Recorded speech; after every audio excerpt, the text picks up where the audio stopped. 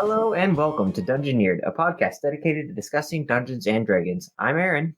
And I'm Josh. Let's do this. So, Josh, as normal, I don't really know what we're talking about too much. You said something about a beholder, so I'm assuming we're talking about the 10 Rays of Doom. Yeah, we are. Beholders are, they're very well known in Dungeons and Dragons, and kind of outside of that, they're this super weird looking monster. So I think most people, even if you aren't super into D&D, know what a beholder is.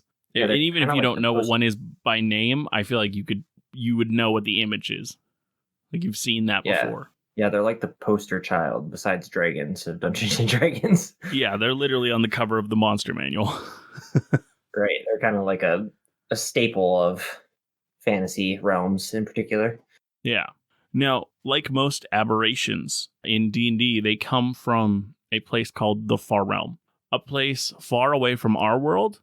I looked for the best description of, like, a quick way of describing the Far Realms, and I couldn't really find anything that was really good. So this is kind of, I don't think this is a very good description. It's a place where things just work differently on a fundamental level, and travel there is all but impossible. It holds things within it, like there are creatures and stuff that live there that would ruin your mind just looking at them. And this kind of crazy world is where the beholders come from. How did they get to this plane then? Can they like teleport planes? No. And even if you could teleport planes, you can't really get to the Far Realms. The Far Realms take a lot of work to actually get there. So I think it's in the similar way to how the Aboleth got from the Far Realms into the world. There was some sort of thing that happened and it caused them to show up one day. And then they just began to reproduce, and now they are here as well. The Far Realms look like super creepy. I'm looking at pictures. They're like eyeballs floating around everywhere. It's so weird looking. Yeah, the Far Realms are definitely creepy. Now, the idea of what is a beholder is kind of a hard thing to concretely say. This is what it is, because in the lore, there are so, like, in the lore itself has the idea of so many changes that are possible in a beholder that still gets called a beholder, that pinning it down is not easy.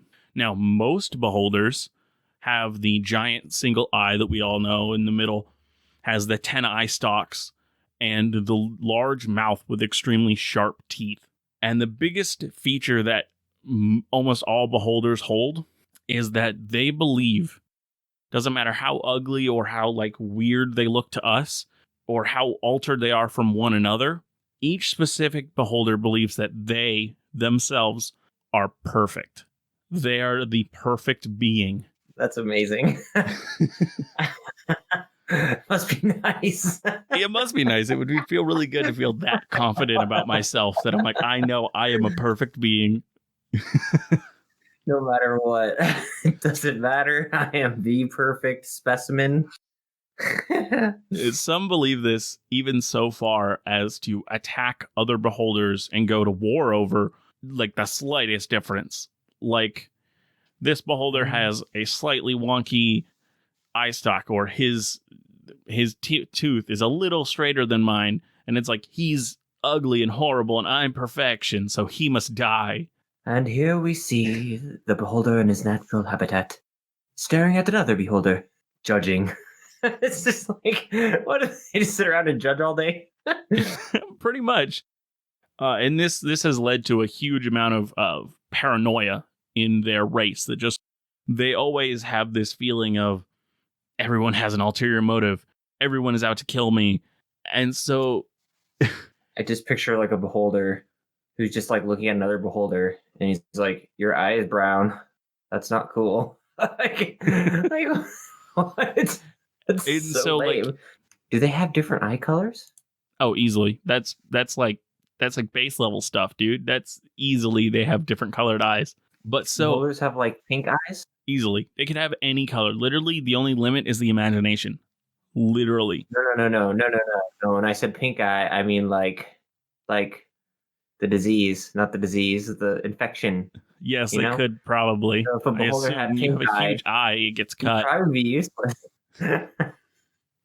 Now, That's gonna be my CR2 monster, a beholder with pink eye in all of his eyes. All he does is bite because he can't open his eyes. so one of the things about this paranoia and that this belief of everyone has an ulterior motive is that it is impossible, or at least very, very, very hard to even sort of try to convince a beholder to like not attack you and try to kill you. Like if you go in a place that at the end of it is a beholder, there is no talking it down. There's no peaceful solution. They 100% believe you're there to kill them, and they will go down fighting. And so they're very xenophobic. Now, as anyone who has ever been overly stressed about something will know, anxiety and stressing about things is terrible, and doing it for too long is actually like physically bad for you. But the beholders have an insanely high intelligence level. So they also have a lot of time on their hands. So they are using that intelligence to just constantly think of backup plans and like what would happen if these people came in and did this crazy plan. So they have like in the lore, they have thought of like every single possible attack that they could ever have on themselves and how to defend against it. That would really suck. That would just to be sitting about how you're thinking about your inevitable doom and how you can avoid it just continuously all the time. Yeah. That'd be horrible. It would like be. Today, I sat and played video games, but I wouldn't be able to do that if I just had to sit and think about how my roommate could come and stab me while I'm playing games. And if he came in through the door with a knife, I mean, you do live with Chris, so it's always a possibility. You never know. It's true. It's true. Now, I think this could be really fun. This kind of beholder paranoia and thinking about all these other plans is that it could either be really like horrible for like new players and whatnot. You think of this really creative plan and whatnot, and the beholder has outthought it and even like prepared for your crazy plan.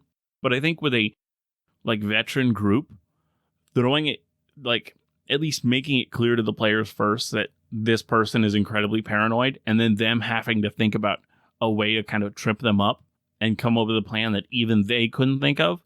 That could be a really fun planning session of like, how are we gonna beat this ultra intelligent person? Yeah, I think that'd be super fun, especially just because it would take, like you said, a whole entire session for groups to start thinking of stuff randomly outside the box, which is always really fun.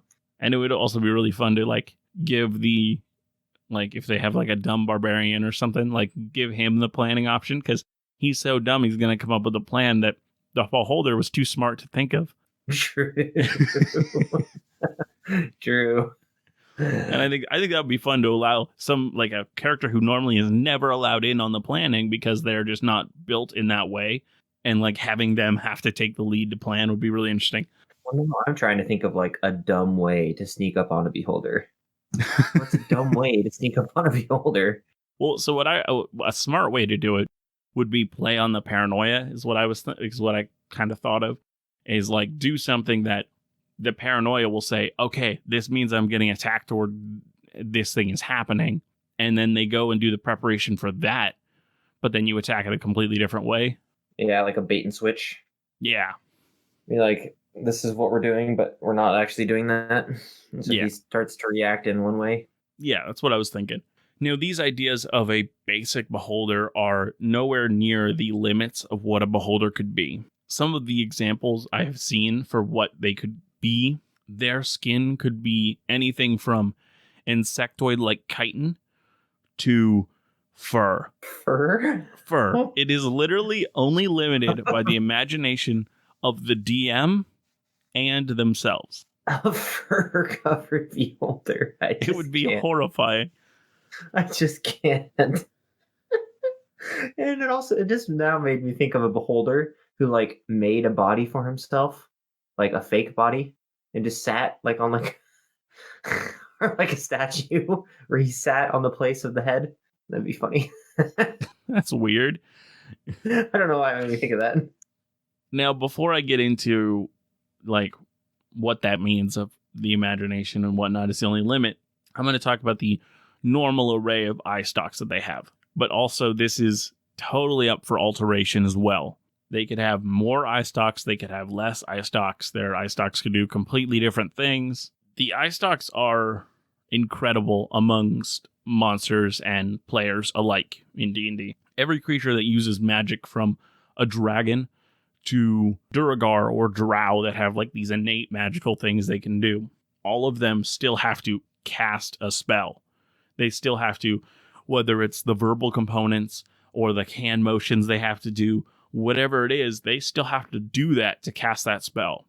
With beholders, it is just this innate magic that is in their eye rays, which makes them very unique amongst D&D monsters. The only other ones that kind of have stuff like this that I read up on were kind of like Basilisk and like Medusas that could like petrify without, like, they're not casting a spell. It's just their eyes have this power. I'm assuming the beholders just need to have like a line of sight, right?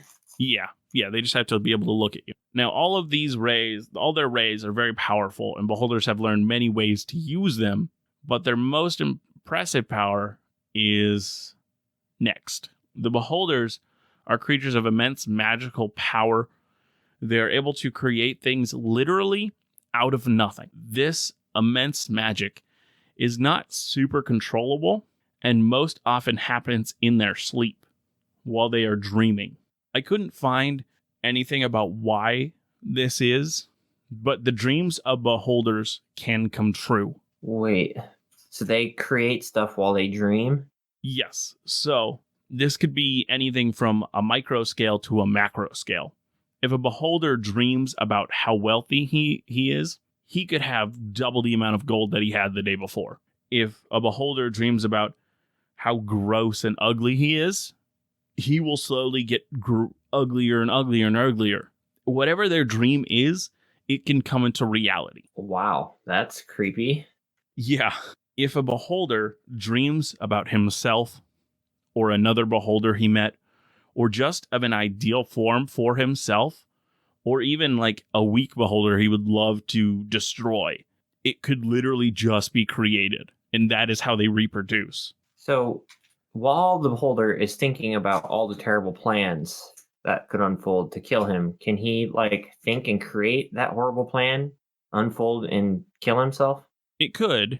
And also he could, when he keeps thinking about his demise and like what terrible, like, oh, I'm going to die eventually, the more and more he thinks on his death and whatnot, he could turn himself into a creature called a death tyrant, which is an undead beholder. Ah, so he can worry himself to death. Pretty much. Now, the newly created creature, whether it is a beholder or not, can spawn anywhere from right next to the beholder up to a mile away. Now, if the beholders see each other when they are created from one mind to the other, they will just immediately attack each other until one is dead. Huh.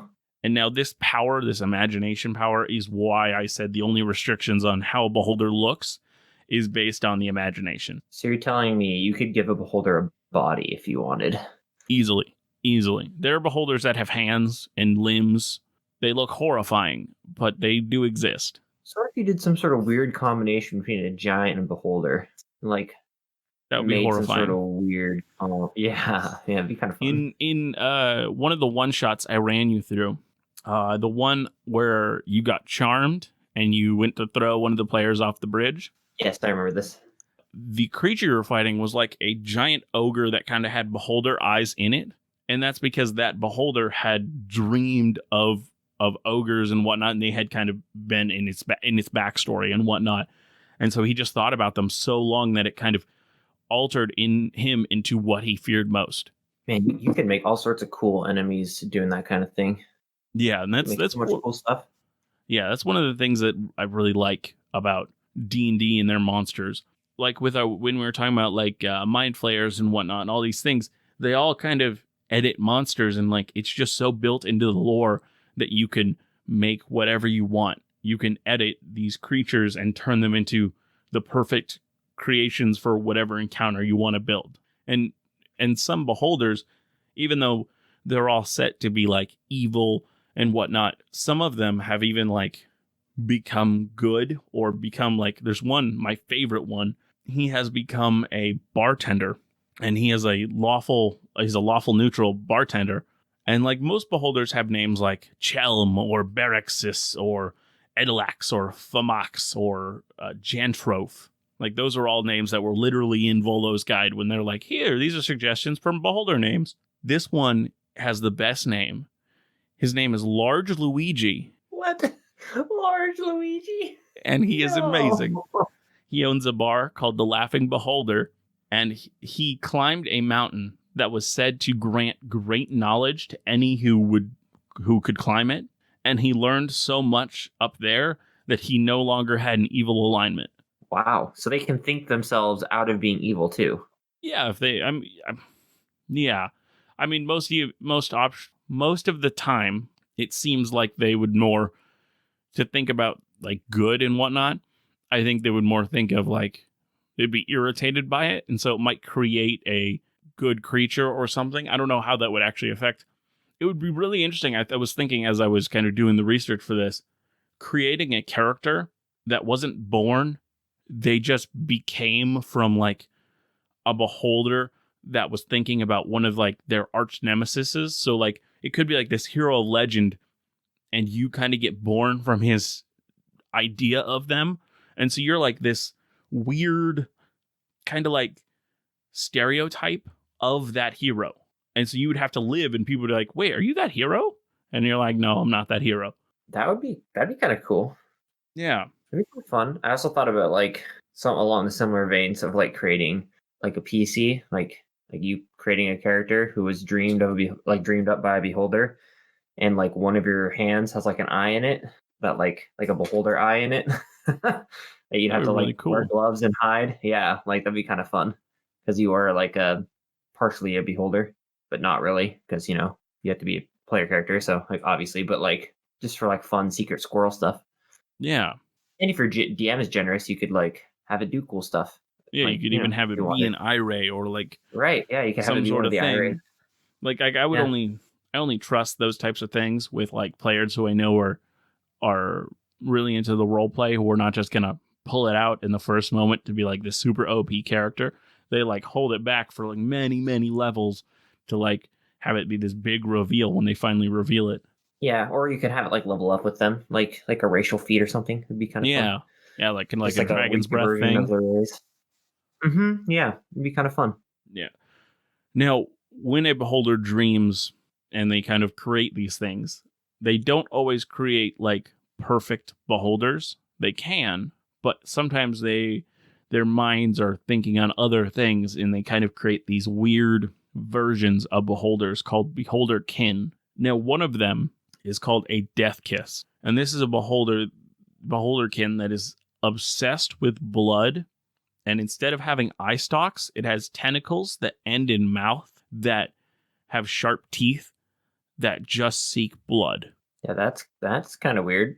And these creatures, in the same way that the beholders are like xenophobic and scared of people coming in and killing them, these creatures are so scared of starving and not having blood that they are like these horrifying like psychopaths. It's amazing. That's super messed up. I mean, it'd be super fun as like a villain or like just a thing to encounter.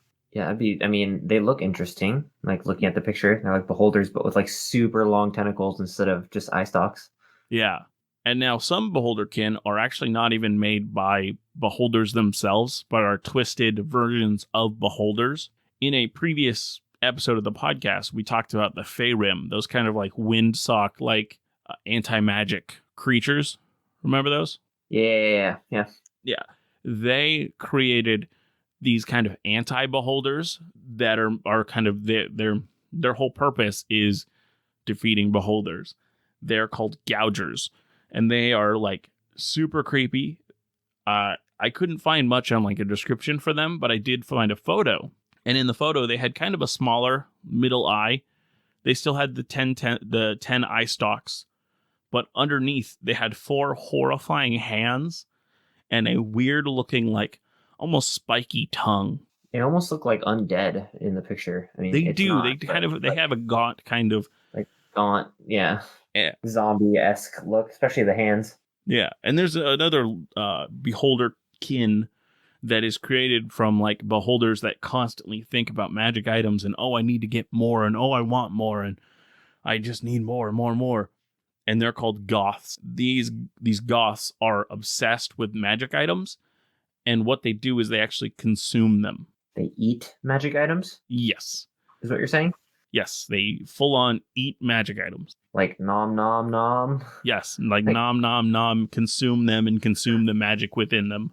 Do they like gain powers when they do this? I think so. I'm not quite sure what they're in 5th edition, so we could look up the stat block, but I don't remember what they get from it. It might just be sustenance, like the Death Kiss gets the kind of blood.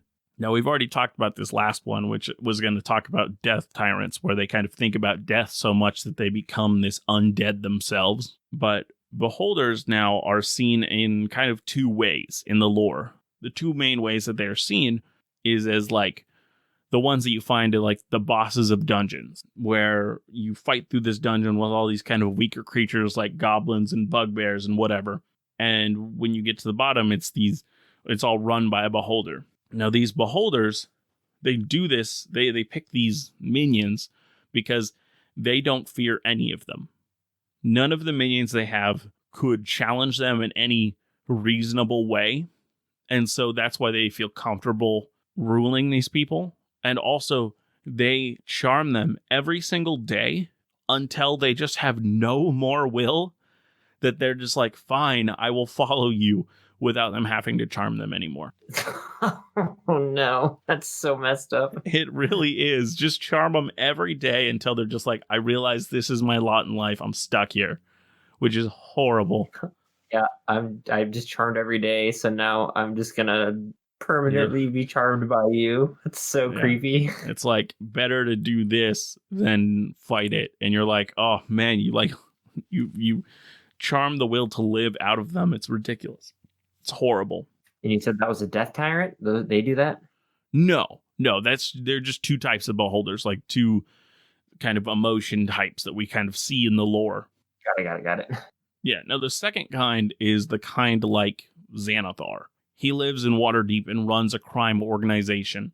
These beholders kind of fight off their xenophobic tendencies and develop organizations of powerful people, making sure that they are on the top of these groups or gangs. And so they try to gain power in that way. That's always really fun to like add a beholder at the top of an organization of any kind. It's always fun, especially when the players like first figure it out. Yeah, it's a great reveal. What? Like, keep them as just a name until they find, or they have to go to a meeting with this head of this mafia group, and it's like, oh wow, this is a beholder.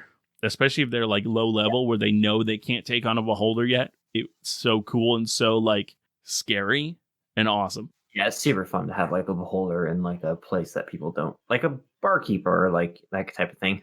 Even like a magic item shop owner, you could do something like that. Yeah. Now, these 2 groups are always ruling. They're always controlling everyone underneath in whatever way they need to, that will make them feel safe. So it doesn't matter if they're in group 1 or group 2 or any group that they're in of type of beholder, they always need to be in charge and they always need to feel safe. And they're totally okay in doing whatever needs to be done to make them feel safe and make them feel in control, because everyone else is below them. They're a perfect being. Who cares what happens to them? Yeah, it's super messed up. Yeah. No, yeah, we kind of skipped some stuff. I talked about Luigi earlier on, and so now I'm moving around my notes. So yeah, I think that's pretty much it that I have for. Is Luigi like evil then? He's not. No, he's a lawful neutral character, and he is also more. He doesn't tell this to people. He kind of keeps this a secret, but just from like what he's learned from like the bar and from his just constant search for knowledge, and what he gained from going up. It's called the Spindle. It was the mountain that he went up. For everything that he's learned, he actually knows more than most gods. He is a very powerful beholder. Why did he choose to run a tavern? Just for fun? Because he wants to. And because he also, he's on a different planet than us. There's so much stuff. there's just so much lore about it that I can't really go into because it would make me have to explain so much other stuff to get to that stuff. He's on another. It's He's just on a interesting that he, yeah. He's on a city that called he like Brawl, which is kind of like a floating city on another planet. that's crazy. Yeah, and so he just has access to these different types of people and different kind of like that's kind of in the Spelljammer time. So with like the Nautiloids and the different other ships that we've talked about, like that's where he's coming from. So he's kind of a barkeeper in a spaceport. And so he sees a lot of different people and learns a lot of different things. So he kind of gets his kind of fix of I want more knowledge just from the patrons that he serves. That's really awesome. Which I always love doing that kind of stuff. I did like in my campaign I made a Drider, a tavern keeper, which is pretty fun. Yeah. It's totally creepy compared to what people are used to running a shop. Yeah. I think it would be really fun to have a wizard where like you're a classic wizard where you seek knowledge and whatnot, but instead of going to like learn at an academy, you like want to start a bar because all the best gossip and all the best stuff is learned there. Yeah, I mean, so you get the most knowledge. It would just be a fun take on the classic look of wizard. Now, my idea for this week, kind of our topic to talk about, would be monster creation, because a lot of creatures in D&D, as I said earlier in the episode, are written either abstractly or given the kind of freedom beholders give, where they have so many variations upon variations that kind of lead to infinite choices that give the DM freedom to create whatever they want. And so I know you've created some homebrew monsters for your world. I've definitely created a lot of homebrew for my world. And so I think that would be a good topic for us to talk about. Yeah, I mean, the first thing that comes to mind is the party beholder. Now, is that a monster? No, I was not considering that a monster. You take the beholder and you replace all of his rays with party ideas. For example, one of his rays shoots beer. Another one of his rays shoots confetti. But how is this useful for a DM, Aaron? It's not at all, but it'd be so fun. It would have to be one of the bartenders. Pastries. Oh, gosh. I know, but it'd be so good. It'd be so funny. Okay. Or like one of the rays like shoots music. You could just have it be thaumaturgy or some sort of. No, but that's not nearly as cool as an eye ray. No, I mean it's an eye ray that does thaumaturgy. Yeah, and then you could make one of the eye rays make people dance. So I could like shoot people with his eye ray to make them dance. You reminded me one thing that makes Luigi unique among beholders. His death ray, which is one of the rays that they have, which kind of is like, it's a very lethal, it does a lot of damage. And if it brings your character to 0 hit points, you die. Instead of that ray, he now has a lie detection ray. That's kind of what changed him.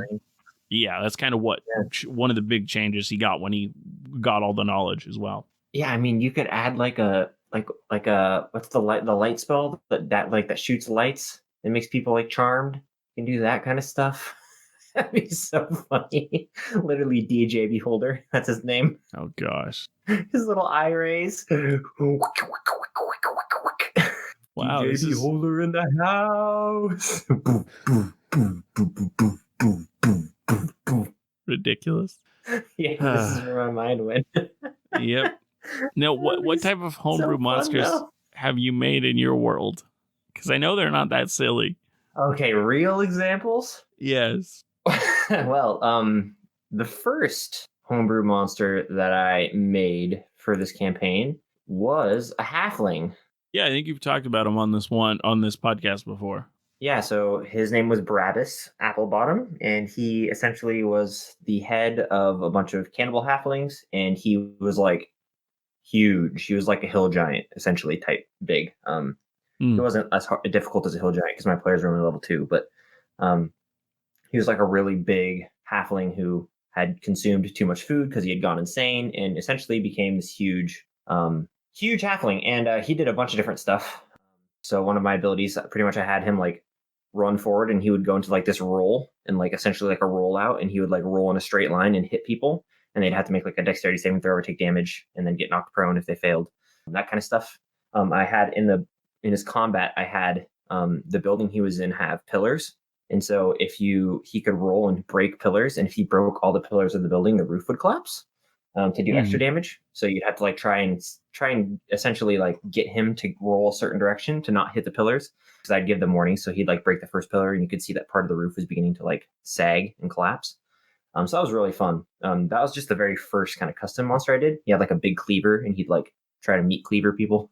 But he was just something that I decided to do, and that was really fun because that was like the first boss battle they did. It was actually my 4th combat of the campaign. Interesting. Yeah, and he was wearing a chef's apron, which was a magical item, and you gain proficiency with cooking utensils if you attune to it, or if you already had proficiency, you gain expertise in cooking. Nice. And I know some of your players. Did they already have proficiency in cooking tools? Yes, one of them did. So one of them got expertise in one of them got expertise in cooking, which is really fun. That's just that's just an item that like it's not super useful. Like I mean, it's IRL for most parties. time, for most parties, it would be unuseful. But I think I mean, your party is super into that kind of like, oh, let's cook tonight. Oh, let's make sure to get supplies, and then we can cook on the way and stuff. And so I think that would actually be a good magic item for your group. Yeah, so it was really fun because that was just like a really simple homebrew monster who I just gave him like an ability where he could, if he ran forward, he would like stumble and roll, like do this roll out essentially, and slam into the party. And they'd have to do dexterity save. Nice. That was like the first one that I did. I've made a ton though. Yeah, I think the easiest way that I have found to make homebrew monsters. I mean, it takes so little effort, and it's so like I just like pretty much do it for every encounter. Is you go on like Pinterest or something, and you find a monster that you find a picture of a monster, and you're like, I love this monster, I want to throw this to the party, but say you don't have a lot of time to like come up with super unique stat block, and then figure out if you can throw that at the party if it's leveled right. And so if you just find a really cool picture, and then you find a really good stat block that's already in D&D, and just use that, or do you use like I like twisting it a little bit, like changing a few stats and whatnot, but keeping it very similar so that it's the same CR. Like you can create some really interesting new monsters that really are more just like reskins, and your party will never know. Like I have a lot of players who've been playing since like 2nd edition, and so they like know monsters, and so like they see a monster like, oh, it has this ability, and this thing. So when I just make it look like this other thing, they have no idea that it's the same stat block that they know, and it kind of plays on that, and it's fun. Now I do full on homebrews, but that is just a good suggestion for new DMs who are still kind of nervous about homebrewing. Yeah, I mean, to go along that line, like the most recent monster that I ran actually was a homebrew / reskin. So I ended up taking a mummy lord and ended up taking some of his abilities and just like changing them slightly to put on a creature like a almost like a displacer beast, but with like a giant barb on its tails instead of like tentacles. So it would like stab you, and it would inject you with this like I called it disintegration barb. So it essentially did like the disintegration spell. It would stab you with it and then like disintegrate your insides. So that was really, really fun. And then I added like his the mummy's dreadful glare, so people would have to like not succeed on saves or become frightened of him and stuff like that. And he could like teleport around and move around. So he was kind of like this weird mix between a displacer beast and a mummy lord. Displacer beast in looks, and then like mummy lord in like how his abilities and stuff. So that was really, really fun.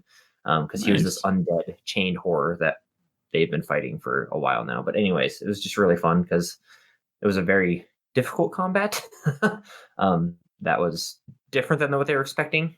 So, I mean, but yeah, I mean, you can do all sorts of really cool stuff with homebrew monsters. Yeah, one of my recent homebrews that I did was actually, it's based off the game Ghost of Tsushima.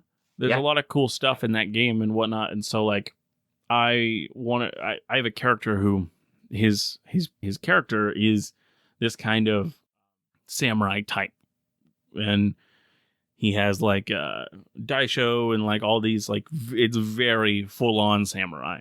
And so I had him at one point. He needed to find this old samurai. And so I created this really fun, unique kind of stat block for it.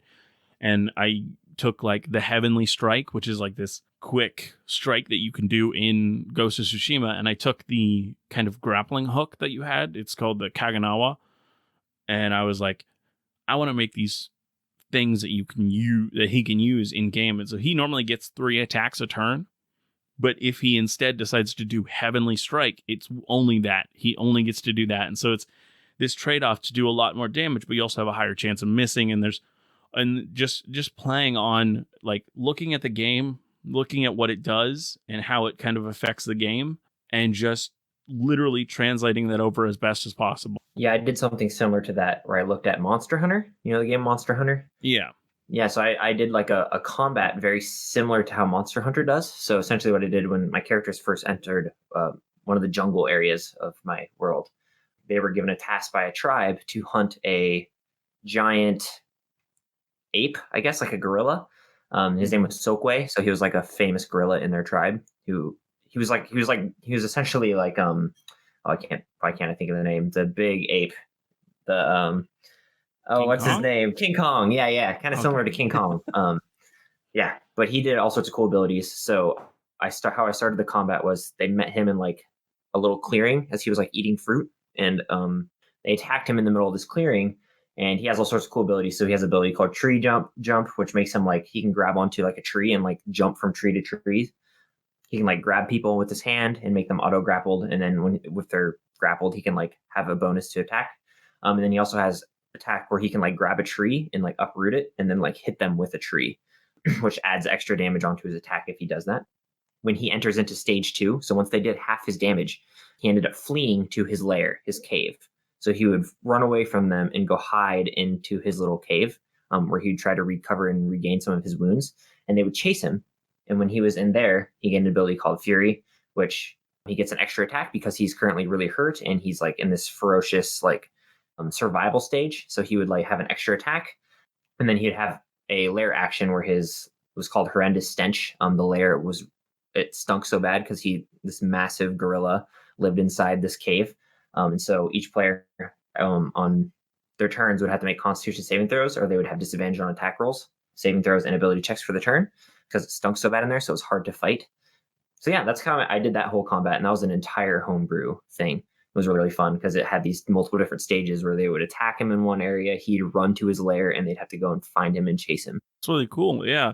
Does it? And so, I mean, in D&D, there is a bunch of lair rules for if a creature gets you to their lair. Did he have like lair actions and whatnot that were homebrew, or would you just use like a lair action from the book, or how'd that work? Yeah, he had the Horrendous Stench. So it wasn't like a specific lair action. It was just the lair had a property to it. So it just smelled really bad of rot and decay because he was this huge gorilla in feces. He's this huge gorilla living in a small cave. Yeah. So when they were in there, they had disadvantage on stuff if they failed their con save for that turn because it was just like, now his AC was only 7. So because he's just this huge gorilla, he's really hard to miss. He had a lot of HP for their level, but so it wasn't like the disadvantage did a whole lot of stuff. Made them disadvantage on things like them being grabbed from his previous abilities. He could throw rocks as well, like the giants can.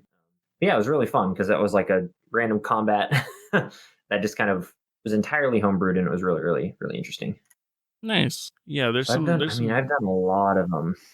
I did a snake. I did like a snake in Yuanti temple as well that I did an entire homebrew, and that was really fun because the snake was like it was the Yuanti's god essentially, and it was intelligent creature. It had all sorts of different like abilities. So it had something called Cherished Loved Ones, where essentially it could make like illusions of the player's like deepest fears and deepest like sorrows. And so if they failed on their intelligence saving throw, they would like take a little bit of damage, but then also they couldn't like attack or do anything because they would see, instead of this snake creature, they would see their cherished loved ones or the person that they were missing. So they couldn't physically like lash out at a person they loved or cared about. So that was a really fun combat too. Interesting. Another thing I like to do with homebrews is just combine things that are already in the game.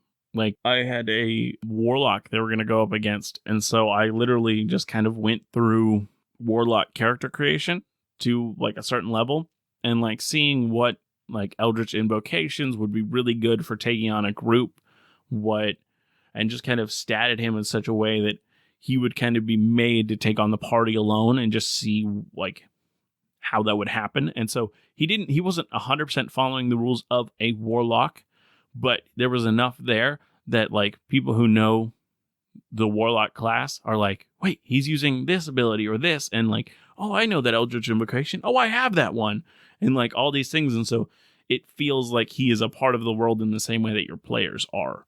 And so you can have some fun stuff with homebrewing just using the character creation rules that are in the game. Oh, and yeah, like, you can do all sorts of fun stuff with that kind of stuff. Or yeah, spells, also, anything like that. yeah, also like if you just think of like in the same way of looking at Pinterest and getting ideas from that, just thinking of like the situation, which this guy was chained up to a wall. And so the chain had kind of been affected in the same way that he had and kind of messed with.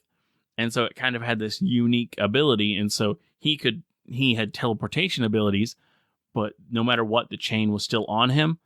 And so he like over time, and he'd been stuck there for so long and fought so many things while he was stuck there, he learned how to use it to his advantage. And so he was stuck to the wall with his chain. And the players had to watch out for where the chain was because he could like whip it around and deal damage with it. And so I create terrain and whatnot. And so I literally created the place where they're fighting and literally had the mini chained up to the wall. So they literally had a physical representation of where the chain was. And they had to like keep an eye on it. And during the fight, it was really interesting and really kind of added this dynamic to the fight of, oh, watch the chain. Oh, I gotta move away because I'm near the chain. Yeah, that's really fun. That's a really fun thing, especially because you can have that like physical representation on the map, so they have to like be aware of where it's at. Yeah. So that they can try to avoid it, to not get hit and stuff by it. Yeah. That's really fun. Another idea you can also do, it's a little bit off the lines of homebrew, but it's just like taking a monster, putting it in your world more specifically. So for example, I know you've heard of the famous Glacial Hydra fight in my campaign because my players talk about it all the time as the hardest fight they've had to do. So my players ended up climbing up this huge glacier to go and steal a baby dragon from its mother, and guarding the entrance of where this dragon's lair was the Glacial Hydra. And this Hydra is just a normal Hydra, but because he lived in a glacier over time, he became like resistant to cold. He did a little bit of cold damage with his bites. So like just all sorts of like that, just like a little bit of changing a little bit of his like base abilities and just like adding a little bit extra from his environment. So you can also just do something like that. If you want to do something really simple, you can just easily just think of the monster you want and then fit it to your environment. So for example, normal Hydra doesn't do cold damage when he bites, but this one, because he's lived so long in the glacier, he's kind of adapted and changed over time. That's one of the things that's actually happened within D&D with beholders. There's a beholders. There's two of them. There's multiple, but two of them that are well known are the Eye of Flame and the Eye of Frost, which both of those are beholders that have kind of changed in such a way that they are now a part of their environment. Like with the Eye of Frost, there's very little known about it, but I assume it would be a beholder that has just lived up there so long and kind of thought about, oh, it's so cold, that then they kind of changed themselves into a cold monster. And like the Eye of Flame has some really interesting abilities where instead of having like the big eye be an anti-magic eye like most beholders, it gives you vulnerability to flame damage. And all of his eye stalks do flame damage or some sort of flame related thing. Yep. Really fun. Really awesome. Just changing the monster to like fit where it's living or where it's located. Because that's just a really easy way to do homebrew, is just like, I want a displacer beast, but I don't want it to be in the jungle, or like, or it's, adapted over time to like live in a cave, or, anything like that. Like you can do all sorts of different stuff, just to like slowly change and make monsters a little bit different. Yeah, make it work better for wherever you're at. Yeah, like I said, I've made 1 million of these, so I have like 100 billion examples in my combat notes because I document all of my combats. So I have like 1 billion. Yeah, I had to go back and be like, okay, let's pull up some old homebrews that I did so that I could talk about them. I think you've probably also heard of the fight where the party had to fight this person named Ergar. He was a person in one of my characters' backstories. and the storm giant that he had under his command. And the storm giant, I made him a homebrew monster. He was a normal storm giant, except for that he was a little bit bigger than most storm giants, and on his back was like a wooden platform, almost like an Oliphant from Lord of the Rings, where like they had these big, like towering structures on his shoulders, and they had ballistas on them. So he had people in them shooting ballistas with the giant as they were like fighting along in combat. And that was a really, really fun combat because that was really difficult. Yeah, I actually, I mean, this is something you don't have to do and don't feel like you should. I mean, if this isn't something you feel comfortable with, don't force yourself to. I created a whole whole character class, a whole new, and I call them Chantry Knights. And so they're such a part of the world, and they've become more and more important in the story. Originally, it was just one player's backstory, but now now they're like a major player in what's going on in the story. And so they had to face Chantry Knights, and so I had to come up with a stat block for this class. And so figuring out a way to kind of dumb it down in such a way that it made sense and was easy to run for anybody on a character sheet, on a monster sheet, was it's a very interesting task to try to do. Yeah. But there's some real fun abilities that they have with regards to they're kind of anti-magic knights, and so they have a lot of interesting things where like they kind of have spells, because I created them as a half spellcasting class, because I wanted to the idea of them is that they see magic from another angle and they are trying to protect it. And so when they are trying to protect it, they have actually learned ways to use it but not affect it in the same way that spellcasters do. And so they don't feel they're casting spells, but the result is like, that's a fireball, that's a this. And it's like, they still convince themselves that they're not using magic when it's clearly like the same effects. But it's been really fun to run against the party that is so magically focused. They know they're anti-magic, and so they go in prepared for this, but it's still hard encounters for a high-level party when there's things that like they get like hellish rebukes, or they get like the Mage Slayer feat, where they can attack when a mage casts a spell nearby, and just getting those reactionary strikes and all these things kind of adds this interesting dynamic to the play of the battle. And one of the fun things that it's kind of shown me is, I mean, also with boss battles, the reason why they have like legendary actions and whatnot is just the way action economy works in D&D. Giving your homebrew creatures reactionary like things they can do, or just legendary actions where they can do kind of things not on their turn, really helps them survive longer and become an interesting fight in a way that just having a party of 5 beat up on them and then they get a turn, and then beat up on them and then they get a turn. It's not as fun as having them sporadically jumping in and attacking. Yeah, I mean, that's why I've also used like the soloed frenzied legendary action that a creature can get if they're like a solo monster. Like I don't remember that one. What's that one do? Yeah, so it gives them, I think, 1 legendary action per round. So instead of just having their turn, they can do like a legendary action somewhere in between. So it's a really fun, I don't know if it's like a custom rule, but it's a really fun rule to add. So like if your monster, for example, a hill giant, if your monster is like 1 versus the party, you can give them what's called solo frenzied. So they're just like a solo monster. So they get legendary actions, not resistances though. Important to note. Yeah, legendary resistances are different from legendary actions. Yeah, that's just like I think it's in, I don't remember if it's in 4th edition. I don't remember where it's from, but yeah, it just gives them legendary actions. Yeah. But yeah, I think it's in a different edition.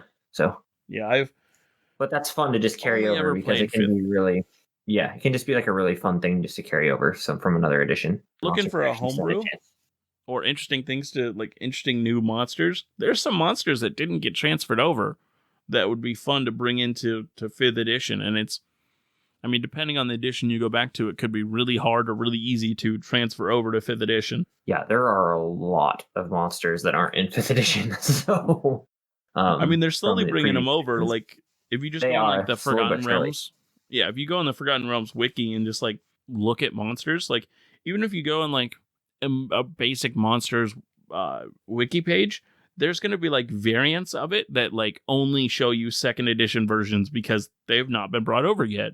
Yeah, there are all sorts of really fun things that you can do from previous editions, and they can be pretty easy to find too. So you just search on the internet, second edition monsters and stuff. So yeah, I'm sure if you look like monsters that have not been brought over to 5th edition yet that are really cool, like I'm sure there's going to be tier list of that where people are like, oh, I really want this one over. Yeah, absolutely. You can probably find something like that. This is a really fun way of bringing something that your players don't, because most people, a lot of people haven't played other editions. 5th edition really brought it into like, the mainstream, especially with like Critical Role and stuff, just like a really popular, brought it back into mainstream. So there's a lot of stuff from previous editions you can just steal. Yeah. Matt Colville always talks about a lot, like, if you're going to steal from something obscure. Like, something that your players won't recognize, or like sometimes that's fun, doing something that like your players like, I know what that is. No, absolutely. Yeah. You can do either or. Me as a player, I don't like necessarily recognizing, like if you stole something from like Skyrim or something. Yeah. I don't necessarily, to me, it makes me like, it pulls you out of the fantasy. Yeah, it pulls me out of the world and puts me in somewhere else.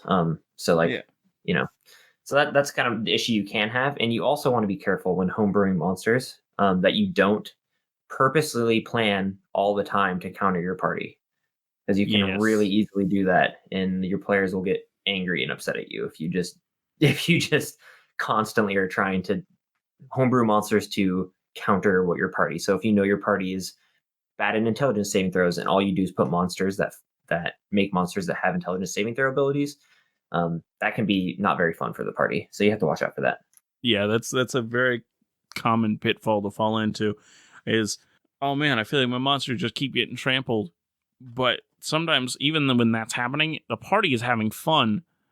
And so by you like going out of your way to create like a harder encounter, like sometimes it just feels really targeted. Like I had some players that min-maxed, and they were just like ridiculously powerful compared to the rest of the party. And I'm like, I could create monsters that would so specifically target them, or make it like Tarask level, where Tarask, like if you're attacked from far away, it doesn't work.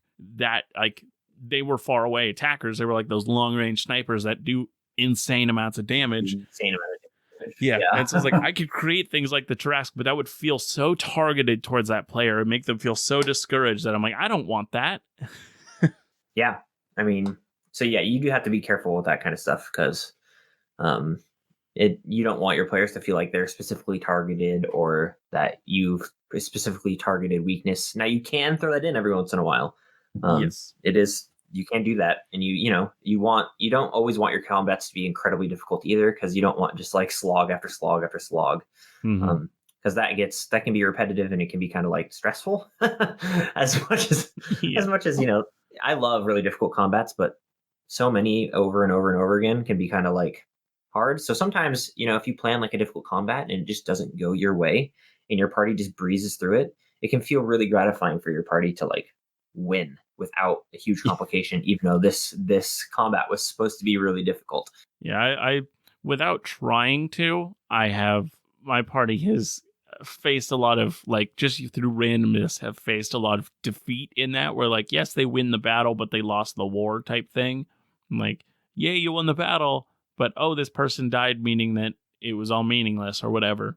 Except for, hey, you got experience. And so just because roll the dice, it kind of and so just having like a win where they just won a great battle is just good sometimes, and good refresh after all those kind of hard encounters. Yeah, absolutely. It's really nice for like a party to just win one.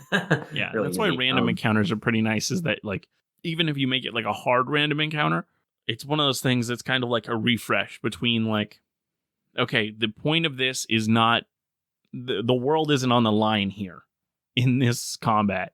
And so it's just kind of this refresh mode. Yeah, I'm not a huge fan of random encounters. I don't use them. I don't like them very much, just because, I don't know.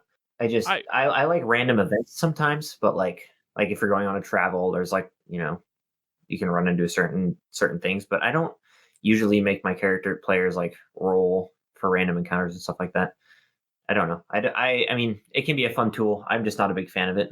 Yeah, I still haven't found a perfect happy medium there.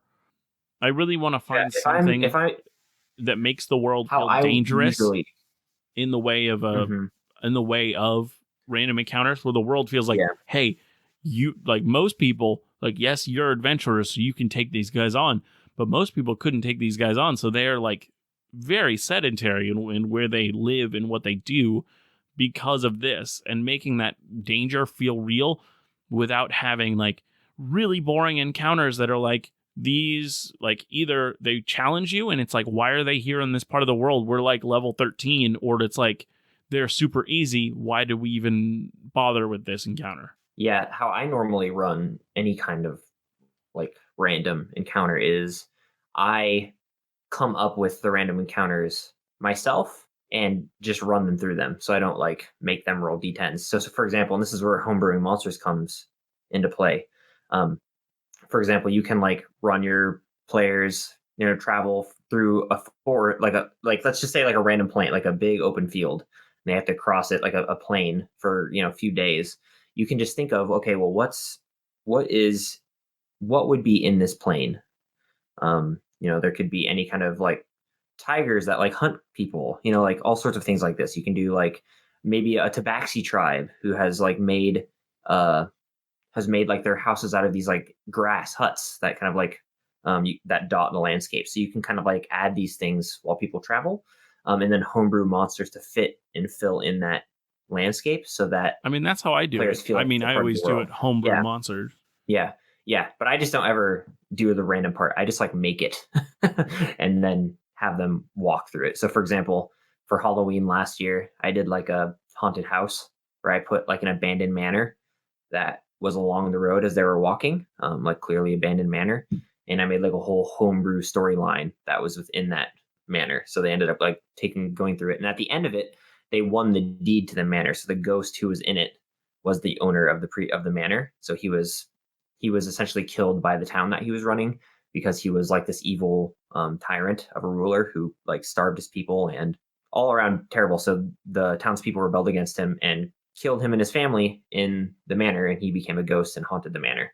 So they went inside, they killed the ghost, which was a whole custom combat, and then they got the deed to the manor. So then they had like a place to live, which is a really fun way of doing stuff. So just Yeah, thinking like what you could see. I had a fun Halloween thing planned for yesterday, but we didn't end up meeting, so woo. That's always the worst. I hate that so much. Yeah. Yeah. So now it's like, do I throw it out? Do I not use the Halloween thing? I don't know. Yeah, I mean, I'm probably going to do a little bit of a Halloween thing next time we meet. It'll be Tuesday. So, Mm-hmm. um, but yeah, I mean, I usually just try and picture the monster, where it lives, why it lives there, and then try and make abilities based on that. And then to ground it in reality of D&D, looking at other abilities and like gauging the scale of what I need to adjust. Mm-hmm. So think of Yeah. really cool. Go ahead. I was just saying, quick, like think of really cool monsters that you want to use, and then fit them into your landscape. Mm-hmm. Yeah. A quick shout out here. Uh, there's an amazing YouTuber called Runehammer, and a lot of his earlier Dungeons and Dragons videos are really good and really helpful with tips and whatnot. He just came out with a video yesterday on running horror in D&D, and it's really good. And it's a lot of like really good advice for freaking out the players, where especially on like when they're expecting it, like playing on the idea of, instead of doing like creepy noises of like a werewolf or whatnot, or like some sort of like monster noises, have it be happy music or retro music or all these things that just kind of play on the idea of you're expecting one thing and it's completely different, and that's even more horrifying. And it's actually a Yep. really good video. I would And suggest it to anybody who wants to run horror. yeah, it's really fun. I personally love running horror in D&D, so it's one of my favorite things to do. So, yeah, really fun stuff to do. Yeah. With the haunted house in particular, I did something very similar where there was a happy music playing, but when they slowly got closer, because it was upstairs, when they slowly got closer, they could like hear like kids playing, like and talking to each other and like playing as if like they were playing with toys and stuff. So like just that kind of like unsettling stuff. Yeah. In Like laughing So is a really good in one too. one of the big things that he talked about is not having battle encounters. not having, like, if you ever put out your Scarface or your whatever, like not Scarface, wow, like I don't know, I don't watch horror movies, a horror person, Mike Myers. A horror person. Yes. Mike Myers, something like that, like the actor Mike Myers. If you ever put them out on like in a battlefield, like no matter how you stat them, it's never gonna feel horror-y. And so just doing it, like making it this intangible, unfightable thing, but still giving them a chance to succeed, like it's hard to do, but that's the way to make it scarier. Yeah, I mean, in the haunted house that I ran, one of the players ended up playing with one of the kids, and it was just super off-putting and super creepy because the kid was like clearly dead. Anyways, you know, you play with those kids that are clearly dead. Yeah, yeah, like it's. I mean, you hate when that happens? It's a whole lot to explain because I wrote so much of it. Yeah. So like, it was just really unsettling because she's like playing with the teddy bear, and the kid is like dead. Like, it's super unsettling. He's like, "Do you like the teddy bear?" And the kid just like looks at her but doesn't speak. It's just silent. Super unsettling. Oh man. Well, and then they had to kill the entire family. Oh, what a sad ending. Yep. Well, I think that's going to be it for this episode. Thank you for listening to this kind of diverged at the end episode of Dungeoneered. Hope you enjoyed this episode and hope you'll stick around and listen to the next one. See you next time. Is this where I say bye? Right? Bye? That works.